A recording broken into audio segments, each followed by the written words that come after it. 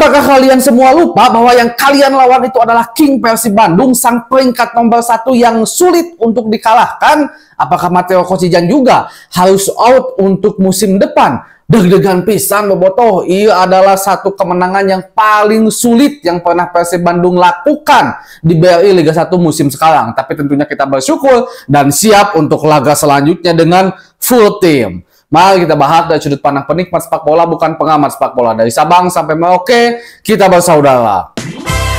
Bobotoh, salam dunia. Seperti biasa, kalau Persib Bendang, waktunya untuk jumawa terlebih dahulu. Heula lah, merendah, jumawa heula. Ini nama bobotoh. Engke baru, sesana kita merendah lagi. Tidak boleh meremehkan lawan. Itu hal yang wajib. Tapi untuk sekali ini kita nggak apa-apa lah. Kita harus senang dulu, apalagi kita menang dengan keadaan yang sangat-sangat sulit. Biar mah geus kepikiran, Persib eleh ya mah. Tapi inget bos, ini King Persib Bandung, sang peringkat nomor 1 yang agak sulit untuk dikalahkan, walaupun bermain dengan 10 orang, mendapatkan 3 poin, hal yang ya nice lah untuk King Persib, bobotoh salam dunia. Dan udah, kita selesai lah mungkin sedikit tentang jumawanya kita masuk ke pembahasan malam ini. Alhamdulillah tentunya bobotoh, Persib Bandung bisa menang dan sekaligus memperlebar jarak dari peringkat kedua sekarang, yang dimana bukan Persija lagi tapi Dewa United, dan Persib Bandung sekarang terpaut 9 poin dari Dewa United. Tapi pertandingan masih panjang, masih ada 12 pertandingan lagi yang harus dilakukan di Persib Bandung, dan setiap laganya adalah final. Kita juga bersyukur pemain yang kita takutkan absen di laga selanjutnya Super Big Match melawan Persija Jakarta, Nick Weaver dan juga Gustavo Polanco tidak mendapatkan kartu kuning. Dan insya Allah juga mudah-mudahan Tyrone Delpino dan juga Mark Locke udah bisa bermain fit 100% ketika melawan Persija Jakarta.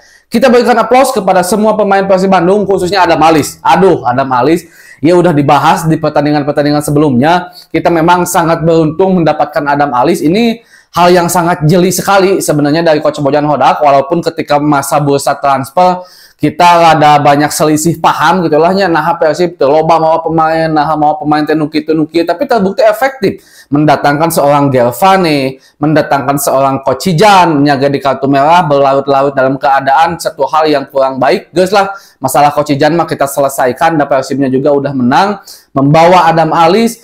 Hanya bisa dibilang ya milestone 5 saja yang gagal perekrutan Persib Bandung, dan di bawah seetiknya adalah Kocijan. Di pertandingan malam ini Persib memang terpuguh judul sebenarnya setelah di kartu merah. Bahkan sebelum di kartu merah pun harus kita akui permainan PSIS Semarang benar-benar sangat dominan. Apalagi sekarang PSIS kan berusaha untuk keluar dari papan bawah gitu ya. Pasti dia juga semangat banget, tapi dia lupa bahwa yang dihadapi itu adalah King Persib Bandung, itu is number 1 di BRI Liga 1 untuk saat ini. Nah, sebelum keluar Kocijan juga, Persib Bandung memang udah diserang habis-habisan. Kita lihat gempuran dari sahate si Wonderkid selamanya gitu kan, Gali Faitas membentur 2 tiang gawang, lamun di lemur abdi mahnya bobotoh 3 pungkul, lamun kena wae kanu tihang geus pasti pieleheun we. Dan nyawe bener PSIS Semarang akhirnya kalah. Nah, sedang dalam keadaan komplit 11 pemain pun Persib agak sedikit tertekan, komodei ketika akhirnya Kocijan harus keluar.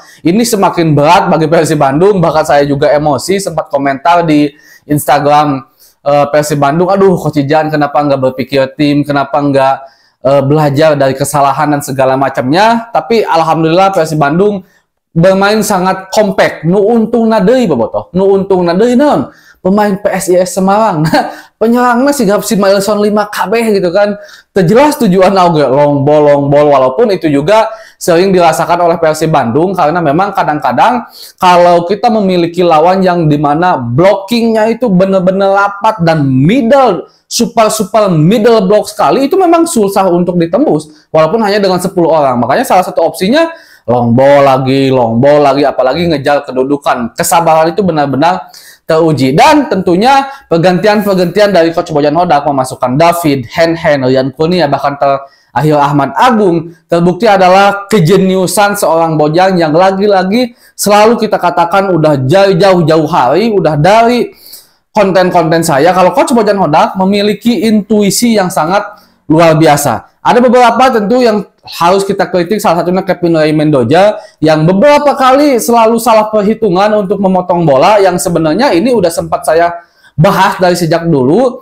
Salah satu kekurangan Kevin Ray Mendoza itu dia tidak terlalu berani keluar untuk memotong bola. Itu sering banget. Jadi Kevin lebih memilih menunggu gitu kan. Itu bedanya dari Teja Pakualam. Walaupun secara keseluruhan itu Kevin juga bermain sangat baik. 2 back, 2 fullback, Kakang dan Jalnando, lini tengah, memang lini tengah kita bisa dibilang kalah lah sama PSIS Semarang. Karena hanya Robby Darwis, Adam Alis, dan Mateo Kocijan, yang dimana di laga sebelumnya juga saat melawan PSM Makassar, Mark Klok keluar, itu kelihatan banget. Kita amburadul di lini tengah, apalagi sekarang. Robby yang masih muda, masih butuh pengalaman, apalagi udah sering bermain sebagai pemain back sayap, tidak lagi bermain sebagai pemain tengah. Jelas ini menyulitkan seorang Robby Darwis, di mana pemain tengah itu adalah pemain yang harus sangat benar-benar komplit, bukan hanya punya fisik, harus punya juga ketenangan, harus punya juga passing yang luar biasa, pandai mengatur ritme. Jadi memang sulit lah untuk mengimbangi PSIS Semarang. Tapi alhamdulillah